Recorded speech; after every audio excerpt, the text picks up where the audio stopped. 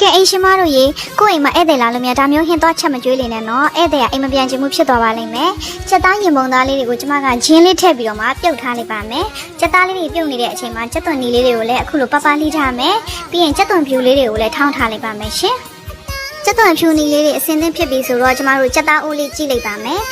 ချက်သားလေးတွေကလည်းနူးပြီးတော့အရည်လေးကလည်းခန်းစားပြုတ်လာပြီဆိုတော့ကွက်တီပဲပေါ့နော်ဒီအရည်လေးတွေကိုကျမဟင်းချိုလေးချက်မှာပါချက်သားလေးအေးတော်ပြီဆိုရင်တော့အခုလိုမျိုးလေးတွေမှားထားလိုက်ပါမယ်ရှင်ကဲအားလုံးစင်သင်းဖြစ်ပြီဆိုရင်တော့ကျမတို့စကြော်လိုက်ရအောင်။အိုးလေးကိုစီးထည့်မယ်ဆနုံးမုတ်ထည့်မယ်။ကြက်သွန်ဒီပပလေးထားရဲကြက်သွန်ပြူထောင်းထားရဲကိုထည့်ပြီးတော့မှမှုလိုက်ပါမယ်ရှင်။ကဲအခုလိုမျိုးလေးနွမ်းသွားပြီဆိုရင်ကြက်သားမွှားထားတာလေးထည့်လိုက်ပါမယ်။ကျမကမနေ့ကလည်းကြက်သားချိုလေးတွေရှိလို့ထပ်ပြီးတော့ထည့်လိုက်ပါရရှင်။အားလုံးသေချာသမအောင်မှုပြီးသွားပြီဆိုရင်ကျမတို့အရသာအတွက်နှမ်းပြားရည်လေးထည့်ပါမယ်ရှင်။ပြီးရင်တော့စားလေးနည်းနည်းထည့်မယ်၊ချူမုံလေးနည်းနည်းထည့်မယ်ပြီးရင်တော့သမအောင်မှုလိုက်ပါမယ်ရှင်။ကဲအရသာလေးကိုစိတ်ကြိုက်ဖြစ်ပြီဆိုရင်ဒီဟင်းရဲ့ဇက်လိုက်ပေါ့နော်ငရုတ်သီးစိမ့်လေးတွေကိုအခုလိုညှက်ထည့်လိုက်ပါမယ်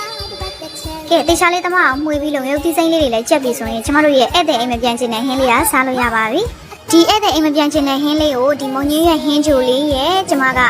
နောက်ထပ်ပဲနှက်ကလေးရဲ့နဲ့တွဲဖက်ပြီးတော့စားဖြစ်ပါတယ်ရှင်အကြိုက်တူတယ်ဆိုရင်တော့လိုက်ပြီးတော့ချက်စားကြည့်ပါအားလုံးကိုကျေးဇူးပါရှင်